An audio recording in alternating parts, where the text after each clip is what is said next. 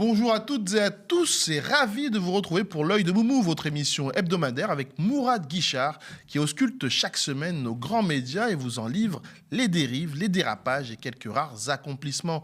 Ce programme n'existe que grâce à vos dons, donc continuez à nous soutenir et pour cela rendez-vous sur soutenez.lemediatv.fr.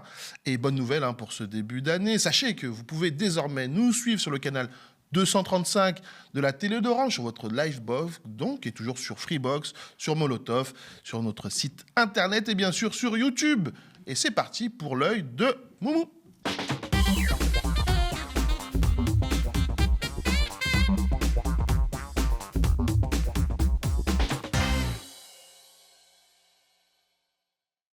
On te retrouve, Mourad, pour une nouvelle chronique média que tu souhaites introduire, comme toujours, par un petit préambule. Et oui, c'est la règle, c'est la règle, ça a du bon, les traditions, ça a du bon, comme on dit chez les fabricants de jambon. Alors, ça commence par la condamnation de CNews suite à l'affaire des employés de l'aéroport de Roissy, donc, qui avait été stigmatisé, fustigé sur un plateau, alors je crois que c'était CNews.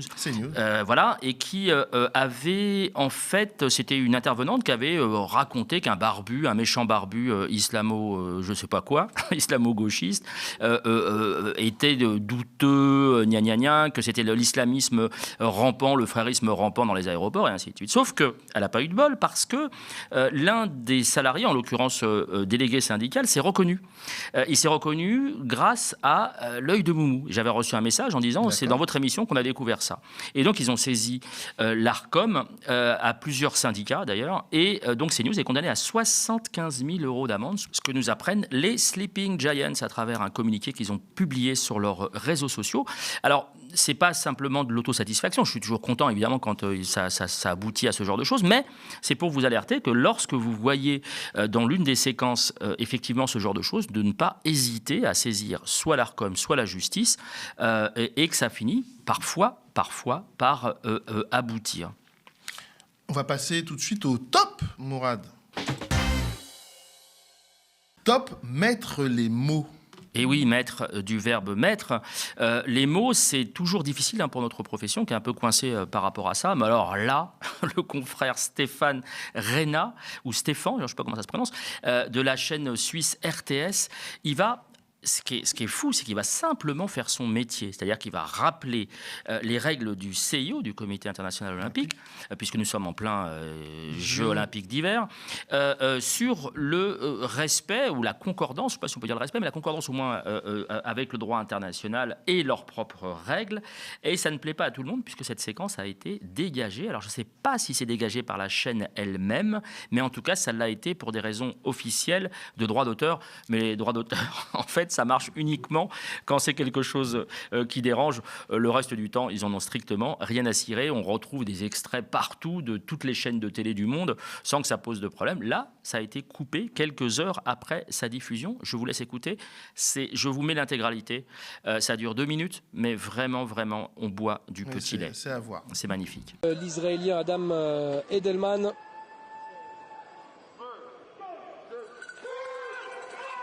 Adam Edelman, première participation aux Jeux Olympiques, qui s'autodéfinit sioniste jusqu'à la moelle, je le cite, qui a posté plusieurs messages sur les réseaux sociaux en faveur du génocide à Gaza. On rappelle que génocide, c'est le terme employé par la commission d'enquête de l'ONU sur la région. Edelman qui a notamment dit de l'intervention militaire israélienne qu'elle était, là aussi je cite, c'est la guerre la plus moralement juste de l'histoire. Il a aussi tourné en dérision une inscription Free Palestine sur un mur de Lillehammer en marge d'une étape de Coupe du Monde. Et il a demandé à ses followers d'envoyer de la force à Ward Fawarseh lorsque ce membre de l'équipe israélienne qui est présent ici à Cortina était engagé dans une opération de l'armée israélienne dans la bande de Gaza en 2023. On peut donc s'interroger sur sa présence à Cortina durant ces Jeux, puisque le CIO avait indiqué que les athlètes qui ont, je cite, soutenu activement la guerre en participant à des événements pro-guerre, en étant engagés militairement ou via leurs activités sur leurs réseaux sociaux, n'étaient pas éligibles à une participation. Ça, c'était pour les athlètes russes en l'occurrence, afin d'en autoriser certains à concourir sous bannière neutre. On rappellera qu'une polémique a déjà éclaté dans ce centre Eugenio Monti en raison du refus d'un skeletonneur ukrainien de renoncer à un casque à l'effigie d'athlètes ukrainiens tués au front ou lors de bombardements russes. Le CEO qui a disqualifié ce skeletonneur car il a enfreint, selon l'instance, la règle sur les messages politiques sur les lieux de compétition. Comme quoi, le sport est évidemment éminemment politique. On en a d'autres exemples cette année à Cortina, comme c'est le cas lors de chaque édition des Jeux Olympiques. Ce qui est complètement dingue, c'est qu'en fait, en faisant simplement, une nouvelle fois, c'est pas la première fois qu'on se le dit, mais en faisant simplement son travail, ce journaliste se retrouve mis. Alors, il est pourri sur les réseaux sociaux, il est adulé et pourri sur les réseaux sociaux, en disant que c'est inadmissible de dire ça, gna gna gna, c'est de l'antisémitisme, et ainsi de suite, enfin le truc habituel, quoi, le lot habituel, le packaging habituel, dans ce genre de cas. Effectivement, et c'est d'autant plus rare souvent dans les comptes rendus sportifs, et donc là c'est un commentaire donc dans le sport, et c'est quand même rare parfois qu'un journaliste sport puisse prendre de telles positions, comme tu dis, simplement faire son métier même. Alors, je mets un tout petit bémol à ce que vas-y. tu dis, un tout petit bémol, parce que justement, les gens, notamment les confrères, les consoeurs de l'équipe et d'autres plateaux de sportifs ont eu des positions vraiment très claires, notamment sur la question, on en a parlé ici, la question de l'entrisme des frères musulmans dans les clubs de foot, et ils ont relativisé en expliquant que ça représentait, je ne sais plus, 0,007%, et que pour ça, on n'a pas lancé un rapport d'inquisition à la Yadan. Et je trouve que non, honnêtement, c'est même surprenant. Autant il y a des boulets, je ne veux pas citer de nom, Riolo, mais autant il y a des boulets, autant il y a des gens vraiment qui ont le courage de dire les choses, et c'est le cas de notre cher confrère suisse. La question, je pense, de fond, et pour te rejoindre, c'est est-ce que ce serait dissible sur une chaîne française ? Je ne suis pas certain. Oui, c'est peut-être mon prisme français qui m'a fait dire ça. Je pense. Top melon de Cavaillon, Mourad. Oui, les célèbres melons sucrés et goûtus. Alors, il est décerné aux journalistes de BFM qui vont se caresser la cuisse face cam. Alors, se caresser la cuisse, c'est une expression populaire pour dire qu'ils vont se faire plaisir, poliment.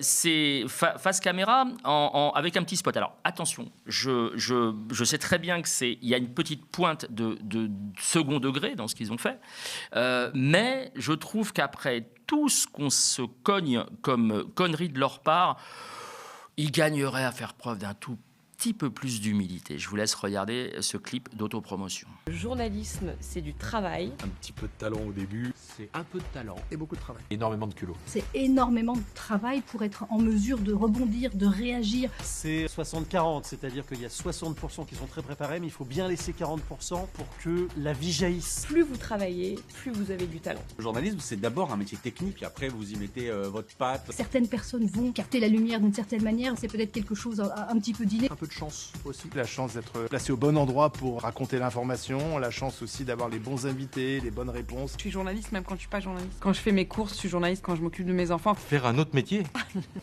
Je m'imagine pas faire un autre métier. Je me vois pas faire autre chose. J'ai jamais eu envie de faire autre chose que du journalisme. J'aime raconter le monde. Être à l'écoute des gens qui nous regardent, à l'écoute des Français aussi. Être curieux, écouter. Aller sur le terrain, de rencontrer les gens, de frapper aux portes. On fera du duplex dans le vent, sous la pluie, sous la neige et avec la fatigue. Avec les pieds dans l'eau. Rien n'est impossible. Les gens adorent nous voir sous la pluie, en vérité. Le duplex en situation, il n'y a que ça de vrai, les amis. Et si vous croyez que vous êtes fait pour ce métier, vas-y, fais-le, envoie ton CV à BFM TV, ils se débrouilleront avec. Si, soyons clairs, si le Média TV me demandait de faire une connerie pareille, je refuserais très clairement, parce que la profession est suffisamment égocentrée pour ne pas en plus faire des clips à sa propre gloire et à faire du déni des erreurs qu'on a commises et puis pour lesquelles on ne s'est jamais excusé, ce qui est le cas de BFM TV, d'RMC et ainsi de suite. Je trouve ça un peu prétentieux et pas forcément très productif. On passe maintenant au flop, Mourad. Le flop invitation. Oui, alors c'est toujours la même question. On se demande, quand ça se passe sur les chaînes Bollorisées, on sait très bien où ils veulent en venir, hein, c'est un projet de société. Quand ça se passe sur le service public, c'est un peu plus compliqué. Et là, on se demande quelqu'un s'est dit, sur le plateau, enfin dans la régie en tout cas, de France Info, quelqu'un s'est dit qui de plus objectif que l'ambassadeur d'Israël pour juger des propos bidonnés de Francesca Albanese. On va y revenir juste après. Donc la rapporteuse spéciale de l'ONU pour les territoires palestiniens, voilà, il s'est dit, oui, on va faire venir l'ambassadeur d'Israël. Je rappelle que le rôle de l'ambassadeur, c'est quand même de défendre bec et ongle, mordicus, la position de son gouvernement, et que s'il ne le faisait pas, il serait démis dans l'heure qui suit, bien évidemment.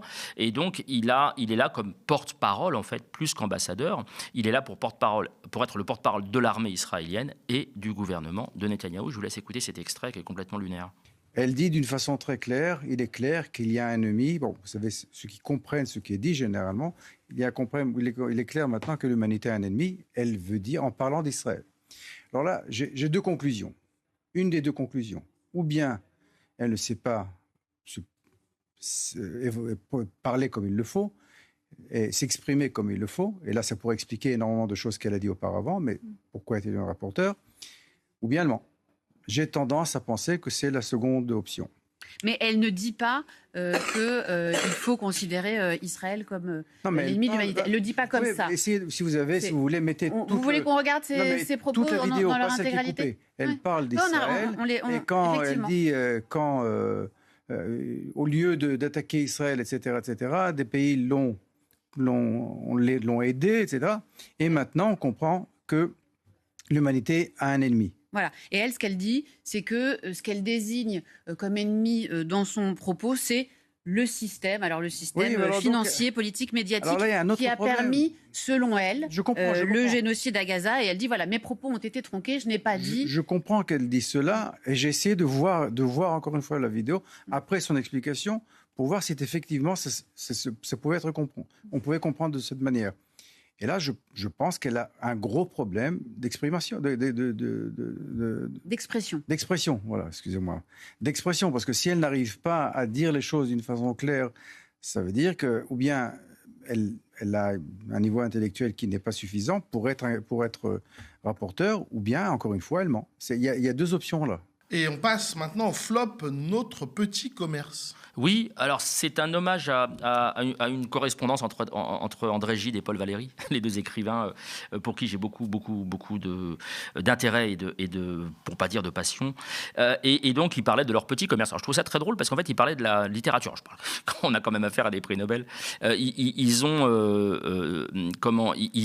parlaient de la littérature à leur niveau, comme leur petit commerce, comme s'ils tenaient une épicerie. Je trouve ça assez marrant. Et là, on a donc un autre petit commerce qui est celui, mais on va y revenir, on va faire une émission spéciale là-dessus parce que c'est vraiment intéressant, sur le commerce de l'anticomplotisme. Il y a un truc qui s'appelle le Conspiracy Watch qui, quand ils sont pas là pour racler de la thune du fonds Marianne, vont régulièrement, soi-disant, débunker, pointer les complotismes et compagnie. Et notamment, ils avaient pointé QAnon, vous savez, le fameux truc américain là, qui effectivement est un truc complotiste. Sauf que Epstein est arrivé par là.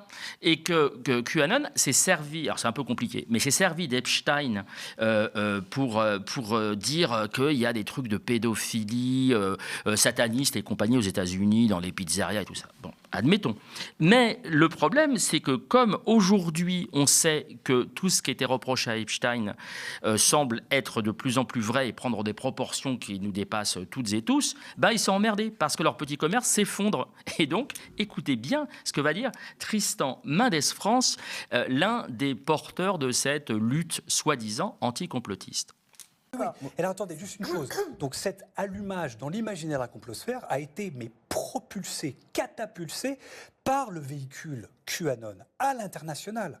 Et il faut voir la puissance de ce référentiel dans cette mouvance et le rôle que la mouvance QAnon a pu avoir dans la politique américaine. Juste une chose, 2 chiffres.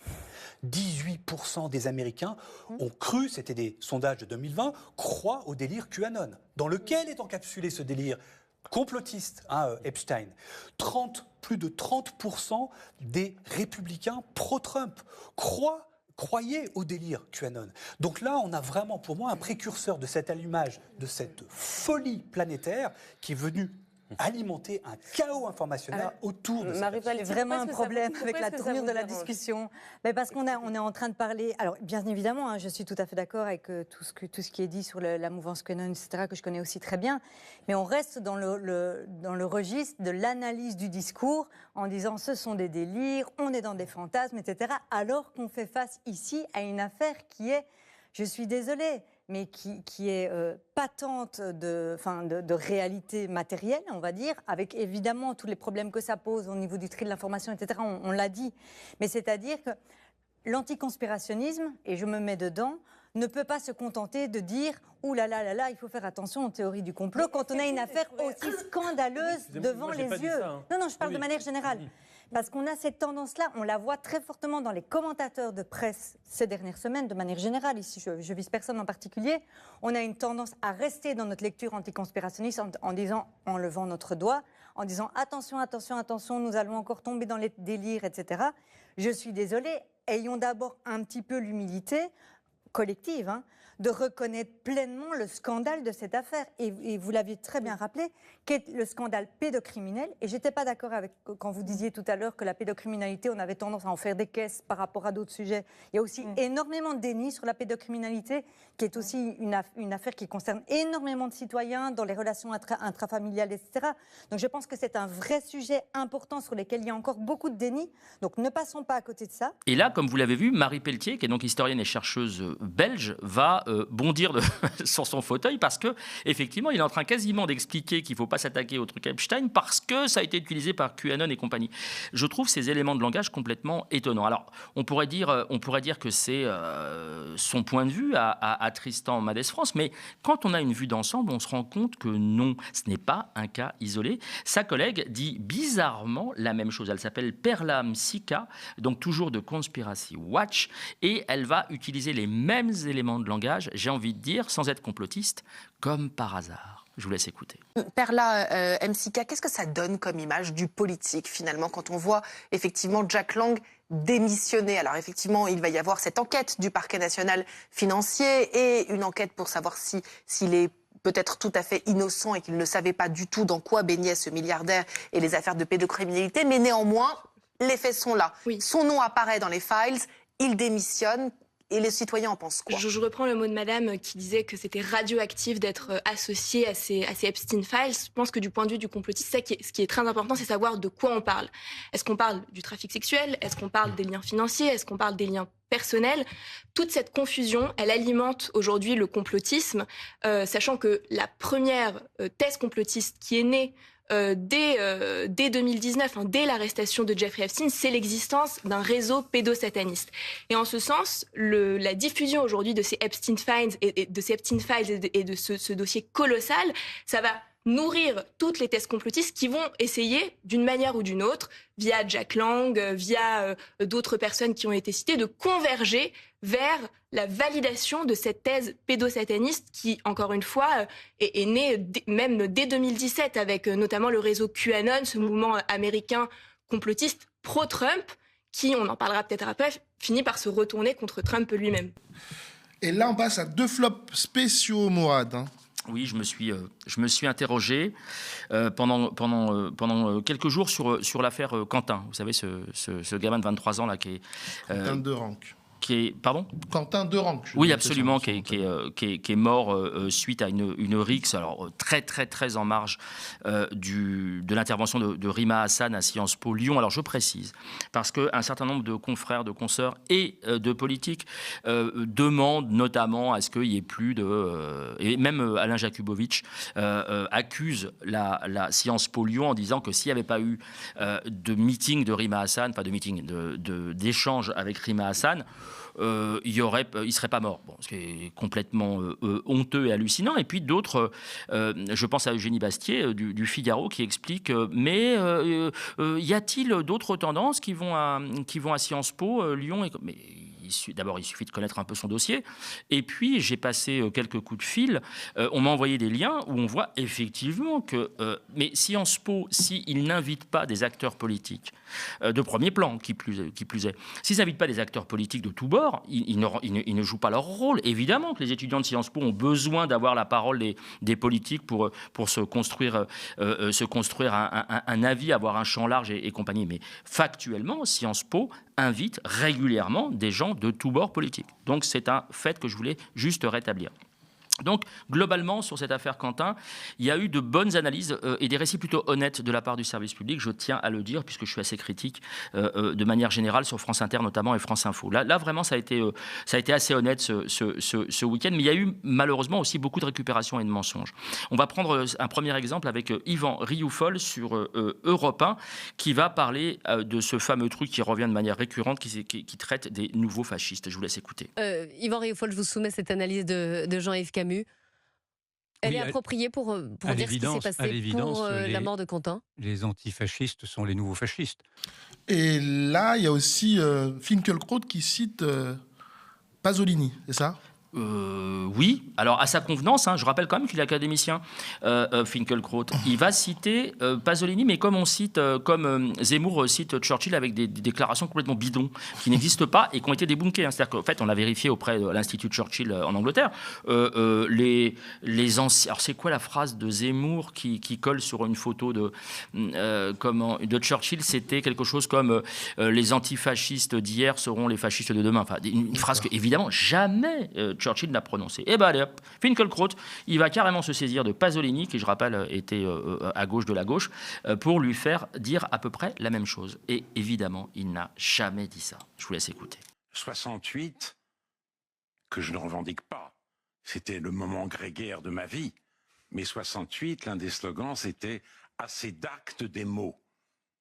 C'était une véritable débauche verbale. Donc ne pas tout confondre. Il y a eu ensuite, effectivement, notamment en Italie, en Allemagne, et un peu en France, des années de plomb. Et bien justement, je commencerai par là. Pasolini, qui n'a rien d'un militant identitaire, vous en conviendrez, a dit, il y a quelques décennies, les fascistes d'aujourd'hui, ce sont les antifascistes. Et il avait raison. Alba Ventura, journaliste, et sa classique diatribe qui en profite une nouvelle fois pour régler ses comptes avec Mélenchon et LFI.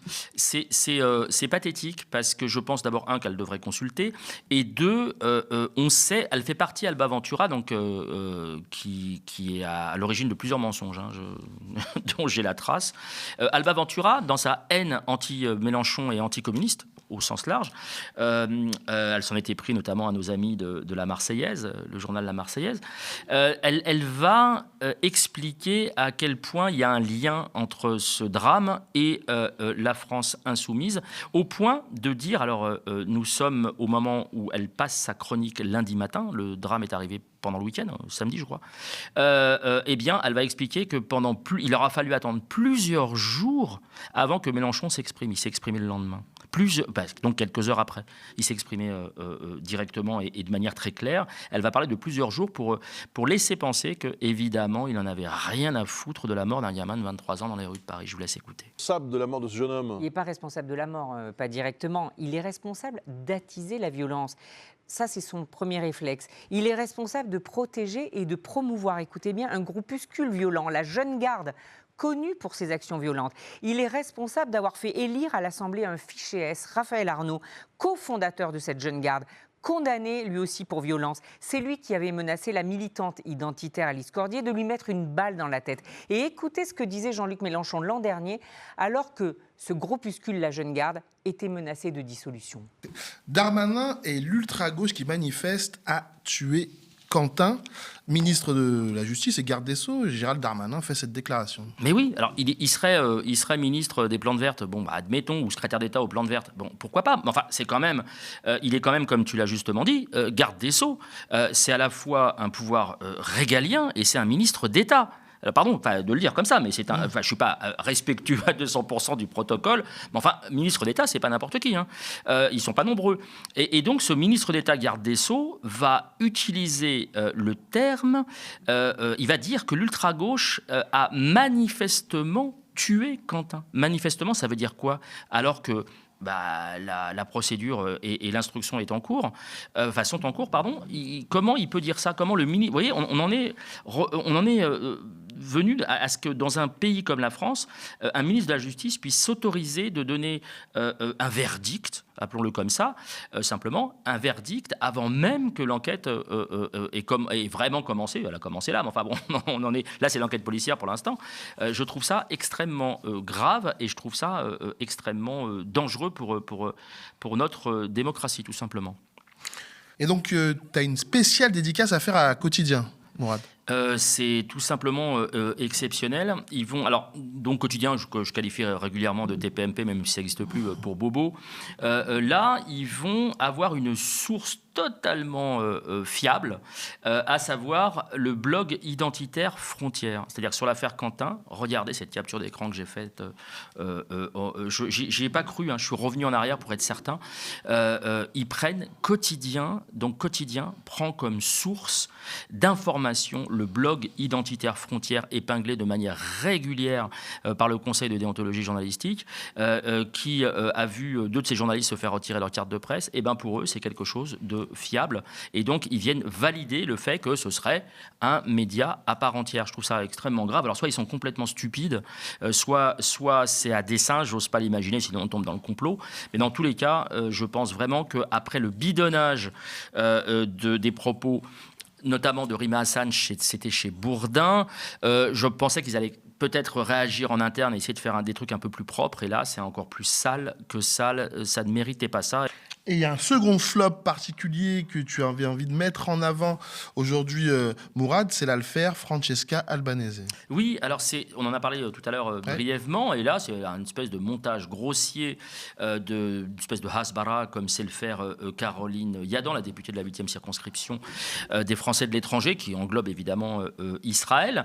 Et alors, elle est coutumière, Caroline Yadan, sauf que là, c'est vraiment plus que grossier. Elle va intervenir devant la représentation nationale pour présenter des propos tronqués de Madame Albanese, donc qui est la représentante auprès de l'ONU pour les territoires occupés, et écoutez et regardez comment notre ami Caisse de Grève a très facilement débunké ce bobard absolument minable et lamentable.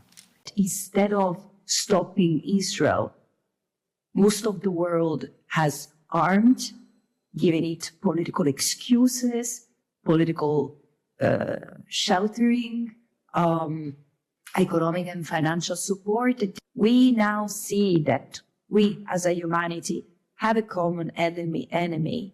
This is a challenge. The fact that instead of stopping Israel, most of the world has armed, given it political excuses, political sheltering, economic and financial support. This is a challenge. The fact that most of the media in the Western world has been amplifying the pro-apartheid, the genocidal narrative is a challenge. And at the same time, here also lays the opportunity. Because if international law has been stabbed in the heart, it's also true that never before the global community has seen the challenges that we all face. We who do not control large amounts of financial capitals, algorithms, and weapons. We now see that we as a humanity have a common enemy. And freedoms, the respect of fundamental freedoms, is the last peaceful avenue, the last peaceful toolbox that we have to regain our freedom. Ce qui n'a pas empêché le patron du Quai d'Orsay, donc Barrot, de reprendre ça pour argent comptant. Le mec, il est quand même patron du Quai d'Orsay. Il va se moquer complètement des alertes qu'il y a eu sur le fait que c'était complètement bidonné, notamment de la part d'Aymeric Caron et d'autres. Il va s'en moquer et reprendre son narratif sans la moindre nuance et toujours devant la représentation nationale. Je vous laisse écouter. Madame la Présidente, Mesdames et Messieurs les députés, Madame la députée, la France condamne sans aucune réserve les propos outranciers et coupables de Madame Francesca Albanese, qui visent non pas le gouvernement israélien qu'il est permis, Madame la députée, de critiquer, dont il est permis de critiquer la politique, mais Israël en tant que peuple et en tant que nation, ce qui est absolument inacceptable. Des propos qui ont été tenus, vous l'avez rappelé, en présence d'un représentant du Hamas et en présence d'un représentant du gouvernement iranien, alors que se poursuit la répression. Des propos qui s'ajoutent à une longue liste de prises de position scandaleuses, justifiant le 7 octobre, pire massacre antisémite de notre histoire depuis la Shoah, évoquant le lobby juif ou encore comparant Israël au Troisième Reich. Madame Francesca Albanese s'avance et se présente comme une experte indépendante des Nations Unies. Elle n'est ni experte ni indépendante, c'est une militante politique qui agite des discours de haine qui desservent la cause du peuple palestinien qu'elle entend pourtant défendre. Et des Nations Unies. En aucun cas et d'aucune manière, Madame Albanese ne peut s'exprimer en leur nom et elle trahit leur esprit. En réalité, ces provocations n'appellent qu'une seule réponse, sa démission. Et c'est en ces termes et avec cette fermeté, Madame la députée, que la France s'exprimera le 23 février prochain lors de la session du Conseil des droits de l'homme des Nations Unies. Pourtant, Yadan elle-même avait prévenu de son influence en toute décontraction, et c'était en juillet 2025 déjà. Ouais, on voudrait alimenter l'antisémitisme le plus crasse, on s'y prendrait pas mieux. Vous allez voir dans cette séquence, ou revoir dans cette séquence, que je crois qu'on l'avait passée à l'époque, elle va expliquer, et elle va être fière d'expliquer comment elle a pu influer sur ce fameux pauvre Barrot qui aurait cédé sous sa pression, alors j'ai vérifié évidemment, et c'est le cas, après son lobbying, je dis bien lobbying, pour le faire céder sur un terme particulier qui est celui de génocide. Je vous laisse écouter. Vous montrer une petite vidéo de Jean-Noël Barrot. On est il y a un petit moment, je crois que c'était il y a 4-5 mois comme ça, ou peut-être un peu plus 6 mois. Et il me reçoit très longuement. Donc au ministère, et on a une longue conversation sur Israël, sur l'antisémitisme, etc. Et au bout d'1 heure, il me dit « Ok, si je dois retenir un truc, qu'est-ce que c'est ?» Et je lui dis « Écoute-moi, plus jamais tu laisses passer le mot génocide. » Le lendemain, nous sommes en QAG, en question au gouvernement, il est 15 heures, et regardez, entendez ce qu'il va répondre. Et je le redis, vraiment, on voudrait valider, voilà, c'est le terme que je cherchais tout à l'heure, on voudrait valider les clichés antisémites de la fin du 19e, début 20e siècle, on s'y prendrait pas mieux. C'est-à-dire, les Juifs tiennent les médias, tiennent le pouvoir, on s'y prendrait pas mieux. Je ne comprends pas comment ces gens-là ne comprennent, enfin, je pense qu'ils le savent, mais parce que si demain il n'y a plus d'antisémitisme, leur raison d'être et leur raison de vivre est un peu mise entre parenthèses, mais je ne piche pas qu'il joue avec le feu et les allumettes à ce point-là. Je trouve ça absolument dramatique. Alors, je le mets sur le même niveau, sur le même plan que notre confrère Jean Quatremer, donc de Libération, qui, lui, va dire que tout ça, ça s'explique par une aimable hiérarchie des racismes. Même Pujadas va être obligé d'intervenir pour redresser la barre, et c'est là qu'il va peut-être, soyons un peu positif et optimiste, se rendre compte de l'énormité qu'il a sorti en disant que l'antisémitisme était au-dessus des autres racismes que subissaient les Noirs, les Arabes, notamment. Je vous laisse écouter cet extrait. L'antisémitisme, à la dénonciation de l'antisémitisme, je suis désolé, il y en a pas, enfin il y en a eu 1 ou 2 peut-être. Donc c'est une vraie question, pourquoi ? Parce que c'est une question que vous posez à la gauche. Pourquoi la gauche n'est pas capable de se révolter contre l'antisémitisme ? Parce que l'antisémitisme, c'est plus qu'un racisme. Parce que le racisme, vous détestez les Arabes, vous détestez les Noirs, vous détestez les Asiatiques, c'est une chose. Mais l'antisémitisme, c'est ce qu'on appelle une épistémologie. C'est un facteur explicatif du monde. Les Juifs sont responsables du communisme. Les Juifs sont responsables du capitalisme. Les Juifs sont responsables de mes malheurs personnels. Sans les Juifs, j'irais beaucoup mieux. C'est en cela que l'antisémitisme n'est pas un racisme, c'est pire que ça. C'est la détestation de soi, c'est la détestation de l'autre. Et moi, c'est pour ça que je trouve que c'est une faillite morale gravissime de la gauche qui ouvre le chemin à son effondrement, parce que je pense que là on assiste... Comment vous l'expliquez ? Je n'ai pas d'explication. La seule explication que je donne pour moi, c'est cela. C'est-à-dire que petit à petit, on a remplacé en fait le prolétaire, le peuple privé de liberté, par le racisé musulman, victime de discrimination. Et c'est lui qui a remplacé le peuple ouvrier, puisque le peuple ouvrier a disparu. Il faut voir. Donc il faut absolument bétonner cette démocratie et mettre des garde-fous le plus rapidement possible. Je précise simplement, et là c'est mon rôle de modérateur, que quand on parle du domaine des idées, l'antisémitisme est autre chose pire que le racisme. Ça s'entend. Quand on parle au niveau du trottoir de la vie quotidienne, le racisme est aussi douloureusement ressenti que l'antisémitisme. Non, mais c'était pour préciser les choses, David, et ne pas faire de hiérarchie mal comprise. Non, non, c'est absolument, c'est pas une hiérarchie que je fais, mais c'est que les deux sont inexcusables. Après ces flops bien chargés, on passe maintenant, Mourad, au microscope. Et Emmanuel Macron a reçu à l'Élysée c'est encore pire que pire. Frédéric Aziza de Radio J. Oui, alors c'est super chiant. Je vous le dis, un teaser, il a fallu que je me fasse un thermos de café pour suivre le truc. Ça dure seulement 20 minutes, c'est pas long. Mais là, je trouve que la symbolique est quand même assez forte. Pardon de me répéter de nouveau, mais quand même la symbolique est très très forte.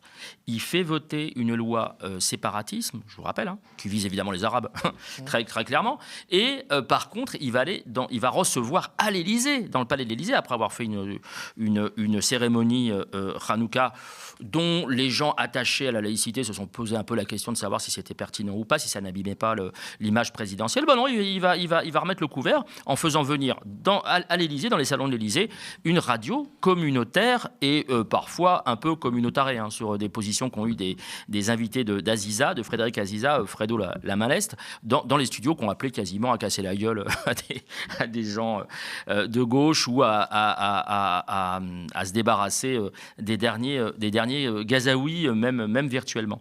Et donc, il va démarrer son truc. Alors, il va annoncer. Je vais vous laisser écouter un extrait parce que vous allez voir, je ne comprends pas. Honnêtement, cher Cyril, cher confrère, t'es reçu par Macron. Je sais pas, tu mets un peu de pêche, tu prépares ton truc, tu vas pas annoncer un paplard comme ça. Tu rends ça un peu vivant, quoi. T'es content d'y aller. Enfin, même si c'est Macron, t'es content d'y aller. Bah lui, non. On dirait que ça l'emmerde. Singulièrement depuis le pogrom du Hamas du 7 octobre 2023, l'antisémitisme renaît de ses cendres, renaît de nos cendres. Les juifs, les sionistes, les génocidaires sont pris pour cible. On nous accuse d'être responsables et coupables de la guerre à Gaza, de l'action du gouvernement de Benjamin Netanyahou. Et il va sortir des énormités, comme par exemple évoquer un divorce entre Macron et les juifs français. Ah bon? Mais qu'est-ce qu'il en sait? C'est quoi les juifs français? Moi, je sais pas. T'as une info là-dessus? Non, j'ai pas d'info, à moins que Frédéric Aziza soit le porte-parole ou que lui-même sache exactement. Eh ben, bien vu, c'est ça. C'est le problème de fond. C'est qu'il s'érige comme les porte-paroles, mais comme le CRIF d'ailleurs. Il s'érige comme les porte-paroles d'une prétendue communauté juive. Il faudra juste venir m'expliquer le point commun qu'il peut y avoir, par exemple, entre, je sais pas moi, Enthoven, Aziza d'un côté, et puis Ronnie Broman ou Albert Lévy de l'autre. Je n'en connais pas un seul, à part la présumée culture ou confession juive. Donc la communauté n'existe pas. Mais enfin, quand on peut taper, on y va et on l'instrumentalise. Donc je disais que tout à l'heure, on parlait de la différence entre les racismes par rapport à Jean Quatremer. Et là, c'est Macron qui va expliquer qu'il n'y a pas de différence entre les racismes et qu'il ne doit pas y en avoir. On doit combattre tous les racismes. C'est très bien. Qu'est-ce qu'il va faire, notre ami Aziza? Il va attaquer et charger Yacine Bellatar, qui l'accuse d'être évidemment antisémite. Yacine Bellatar, c'est quelle consonance ce nom-là? J'ai un peu de mal à m'en rappeler. Je vous laisse écouter cet extrait. Mais ce que je veux ici faire passer comme message aujourd'hui, c'est de dire la lutte contre l'antisémitisme. D'abord, n'est pas à opposer à la lutte contre le racisme, contre toute discrimination. C'est un commun. Elle est existentielle pour la République, sa place est ici, mais c'est de faire comprendre à chaque Française et à chaque Français, c'est votre affaire. Parce que si vous retranchez des uns ou des autres à la France, si vous laissez ces discours de haine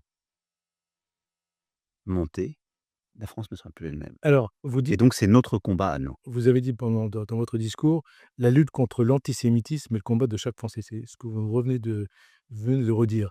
Vous dites aussi, il y a trop de mots et pas assez d'actions. Et pourtant, on constate, vous avez beaucoup parlé, fait un certain nombre de discours depuis le 7 octobre notamment, et pourtant on constate une sorte de divorce entre vous et les Juifs français, Monsieur le Président. Au premier rang des critiques dont vous avez fait l'objet, votre absence à la manifestation contre l'antisémitisme du 12 novembre 2023. Une absence d'autant moins comprise qu'elle a été liée, vous nous direz si c'est vrai ou pas, à la rencontre entre l'humoriste controversé Yacine Bellatar et 2 de vos conseillers quelques jours avant. Attention, leur avait-il dit en substance, ça a été écrit dans la presse, à ne pas commettre l'erreur irréparable qui donnera au quartier des raisons de s'enflammer. Alors, rebelote, évidemment, une émission avec Aziza sans parler d'islamo-gauchisme, ça, c'est pas une émission, ça marche pas. Et il va donc fustiger l'islamo-gauchisme rampant et ainsi de suite, comme d'autres fustigent le frérisme et ainsi de suite. Et il va parler peu ou prou, durant tout ce truc, il va parler peu ou prou, finalement, de l'extrême droite, à croire que, voilà, il a un seul et unique ennemi, c'est le camp progressiste et pas celui des membres de partis, notamment fondés par des anciens Waffen-SS. Alors, je suis critique, mais il y a un point positif, vraiment. Dans cette interview, c'est qu'il aura fallu attendre la 14e minute, donc sur 20 minutes, pour qu'enfin il parle de Mélenchon, LFI, est-ce que Mélenchon l'est antisémite? Sa fameuse phrase. Il devrait en faire un t-shirt. Moi, je déconnerais si j'étais à sa place. Mais il n'est pas très drôle, ce garçon. Je vous laisse écouter. Jean-Luc Mélenchon et LFI se plaignent d'être classés à gauche par le gouvernement. Pour vous, ils sont, pas à gauche, à l'extrême gauche. Pour vous, LFI, Mélenchon sont d'extrême gauche ou pas? Je ne fais pas les classements de sensibilité, c'est au ministère de l'Intérieur de le faire pour les élections, mais je crois qu'il n'y a pas tellement de mystère pour dire qu'ils sont à l'extrême gauche. Oui. À l'extrême gauche, est-ce qu'ils font partie toujours de l'axe républicain? Sur cette formule, il faut regarder les choses. Quand des Françaises et des Français élisent et mettent à l'Assemblée des parlementaires, mettent des gens dans les institutions de la République, et donc on ne peut pas par un discours les en exclure. Mais je constate que dans les positions qu'ils prennent, en particulier sur l'antisémitisme, ils contreviennent à des principes fondamentaux de la République, à des valeurs de la République. Vous direz comme Raphaël Enthoven, c'est un mouvement passionnément antisémite? C'est normal que les intellectuels, et je respecte beaucoup M. Enthoven, qui travaillent et s'engagent, mais et leur propre formule. Il ne m'appartient pas de qualifier cela, mais en tout cas, il y a clairement des expressions antisémites qui émergent et qui doivent être combattues. De toute façon, d'où qu'elles soient. Dans le même ordre d'idée, Rima Hassan arrive à la 16e minute. On dirait un classement des JO d'hiver, là. C'est rigolo. Mais voilà. Donc, il s'est retenu quand même. Il s'est retenu un certain temps avant de sortir ses habituels trucs. Voilà. Et donc, ça va provoquer des réactions, notamment celle de notre confrère Bruno Mazur, qui va réagir sur les réseaux sociaux. Et donc Bruno Mazur, notre confrère, va expliquer, ouvrez les guillemets, Monsieur Emmanuel Macron, vous affirmez sur Radio J que LFI est antisémite, ce qui est un délit pénal. Il faut donc porter l'affaire en justice ou arrêter de raconter n'importe quoi sur les médias et jeter de l'huile sur le feu. Alors je trouve que c'est bien parce que il a bien mûri notre ami Bruno Mazur parce qu'il est vraiment, il est posé, il prend beaucoup de recul et c'est pas un corporatiste à la con. Et je trouve que venant de lui, c'est plutôt intéressant d'avoir ce genre de choses et de le rappeler qu'il y a des règles qui existent, qu'il y a un code pénal, des lois et qu'on ne peut pas dire tout et n'importe quoi comme ça juste pour faire plaisir à Fredo la main leste. Idem pour Manuel Bompard qui, sur ces fausses accusations d'antisémitisme visant LFI, va mettre les choses au clair. Je vous laisse écouter. D'abord, je veux dire que le président de la République, quand il dit extrême gauche, il fait du Donald Trump. C'est-à-dire que quand on n'est pas d'accord avec lui, on est extrémiste, on est communiste, etc. On y reviendra sur c'est pas au président de la République. L'antisémitisme. Ah ben, la première partie de votre question, c'était ça. C'est pas au président de la République de classer ses opposants politiques. Sur la question de l'antisémitisme, madame. Aucun responsable de la France Insoumise, aucune responsable de la France Insoumise, aucun militant de la France Insoumise, aucune militante de la France Insoumise n'a jamais été condamné pour antisémitisme. Aucun d'entre eux n'a jamais eu d'expressions qui sont des expressions antisémites. Et attendez, parce que sur ce sujet, c'est quand même très important. Et à un moment, je voudrais là aussi clarifier un certain nombre de faits. Il y a des études indépendantes qui ont été faites par la Commission nationale consultative des droits de l'homme sur les préjugés antisémites dans les organisations politiques et parmi les sympathisants des familles politiques. D'accord ? Cette étude, elle est très claire, elle a été publiée l'année dernière. Elle dit que la première formation politique dont les sympathisants ont des préjugés antisémites, c'est le Rassemblement national. Elle dit que la deuxième de ces formations politiques, c'est les Républicains. Elle classe six organisations politiques, et elle met la France Insoumise en 5e sur ces 6 organisations politiques, parmi les organisations politiques dont les sympathisants auraient des préjugés antisémites. Vous permettez que... Ça, ce sont des chiffres, des faits, publiés par une autorité indépendante et reconnue comme telle. Je précise que l'émission d'Aziza a été enregistrée le vendredi à l'Élysée, après que Macron a planté un arbre en souvenir d'Ilan Halimi, et que la mort, évidemment, de Quentin n'a eu lieu, elle a eu lieu que le samedi, et donc c'est la raison pour laquelle, ils n'en ont pas parlé, je tiens à le préciser, pour juste recadrer les choses. Bien, Mourad, d'être intransigeant et rigoureux sur... Oui, qu'on lui reproche pas de pas avoir parlé de ça. C'est vrai, c'est très bien. Et bon, on va passer tout de suite, Mourad, à ton coup de cœur ou tes coups de cœur de la semaine. Alors oui, il y a plusieurs coups de cœur. Et alors le premier coup de cœur, les 2 premiers coups de cœur ont un lien avec le féminisme, avec en tout cas les femmes, puisque c'est d'elles dont il s'agit. Et je suis toujours content et heureux quand on se penche sur ce qu'elles peuvent apporter à la société. Notamment là, c'est le cœur du capital. Alors c'est à propos des travailleuses de l'ombre qui font tourner le monde. C'est signé par Fanny Gallo et Hugo Harari Kermadec. Alors, c'est toujours à l'excellente maison d'édition Université Paris-Cité Édition, et ça vient raconter à la fois ces femmes, souvent évidemment d'origine étrangère. J'ai une pensée particulière pour Rachel Keke, toutes ces femmes qui prennent le métro à 4h30, 5h le matin pour aller nettoyer les chiottes des chambres des palaces, et toutes ces femmes sans lesquelles, et ce livre m'a vraiment fait penser, vous savez, à l'histoire de toutes ces personnes qui font vivre le capital, le grand capital, la société capitaliste tout simplement, à travers l'Occident. Je me dis quand même, et ça m'intéresserait de savoir ce que vous en pensez, mais quand vous l'aurez lu, ça me fait vraiment, je me dis, mais si elles s'arrêtaient réellement, ces personnes-là, si ces femmes s'arrêtaient de travailler du jour au lendemain, mais je pense que la société s'arrêterait tout simplement.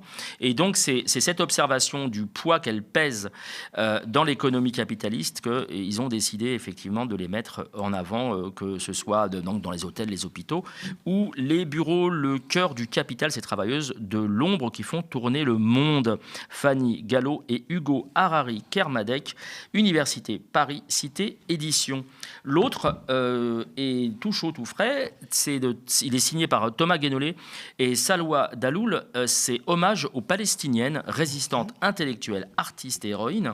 C'est aux éditions Armand Collin. Alors c'est très particulier. Alors pareil, ça rend hommage aux résistantes avec un grand R, un R majuscule, aux résistantes palestinienne, et c'est construit de manière assez intelligent, je trouve, parce qu'on y trouve à la fois un décryptage historique, politique, évidemment anticolonial, mais on y trouve aussi énormément, un nombre incalculable, je ne saurais pas vous dire combien, de témoignages au fil de l'eau, et ces témoignages sont entrecoupés notamment par un peu comme pour un dictionnaire, des noms qui ont, comme ça, de femmes qui ont jalonné l'histoire de la Palestine et l'histoire de la résistance palestinienne. C'est vraiment très agréable à lire et on peut le lire dans tous les sens, et j'aime bien le dire souvent ça, mais c'est vrai que ces livres-là, un peu comme le dictionnaire amoureux par exemple de Rokhaya Diallo, c'est toujours agréable de pouvoir prendre un bouquin et puis de ouvrir, de refermer, de rouvrir, de refermer. Thomas Guénolé, Salwa Daloul, Hommage aux Palestiniennes résistantes, intellectuelles, artistes et héroïnes, c'est aux éditions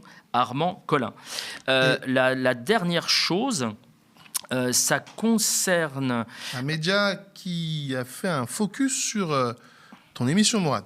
Ouais, le Timbre-Poste. Alors, comme son nom l'indique, c'est le journal de... Alors, ça l'indique pas forcément, mais le journal de la CGT du Timbre-Poste, donc de l'usine qui est en Dordogne, je crois que c'est en Dordogne, qui fabrique le Timbre-Poste, les passeports notamment et compagnie, et qui nous ont très aimablement consacré un article. Je remercie infiniment Pierre Barra et toute dernière chose, c'est un rendez-vous le 21 février à Paris. C'est pas en notre nom, c'est un collectif de juifs et de juives qui sont en solidarité, en humanité avec le peuple palestinien. Et donc, vous allez voir l'affiche qui donc appelle à Paris ce 21 février à un rassemblement. Évidemment, je ne serai malheureusement pas avec eux, mais je le serai de tout cœur. Et on passe maintenant, Mourad, aux remerciements. Oui, alors il y en a très peu. Ça va être simplement un petit coucou à nos amis d'Info Gaucho qui font leur entrée dans le palmarès des autocollants que vous allez voir ici, des autocollants de l'ordinateur de travail que je trimballe un peu partout. Donc je voulais leur souhaiter la bienvenue et les saluer très chaleureusement. Et puis, alors tiens, je vais aussi faire part d'une bonne nouvelle. On avait reçu Léonard Vincent la semaine dernière, qui a lancé sa maison d'édition avec le premier numéro sur Jaurès. Et bien, je l'ai eu au téléphone, je crois, vendredi ou jeudi, je ne sais plus exactement. Et en fait, la bonne nouvelle, il n'y a pas beaucoup de bonnes nouvelles, c'est que ça cartonne. Et donc, ouais, il a eu une cinquantaine d'adhésions, puisqu'il propose d'adhérer pour recevoir au fil des mois les bouquins. Et donc, il a reçu, alors c'était vendredi, on est mardi, donc il avait déjà reçu une cinquantaine suite directement à l'émission. Donc, je suis très content pour lui. Voilà, bon vent et bonne chance pour la suite des événements. La maison d'édition Égalité s'appelle. Absolument. Exactement. Très bien, Mourad, c'est terminé, tout pour aujourd'hui. Tout pour aujourd'hui. Donc c'était l'œil de Moumou avec Mourad Guichard. Merci de nous avoir suivis. N'oubliez pas de nous soutenir. Vos dons sont très importants. C'est grâce à vous qu'on peut continuer à faire des émissions comme celle-ci. Donc rendez-vous sur soutenez.lemediatv.fr. En attendant, je vous laisse avec la suite des programmes du Média.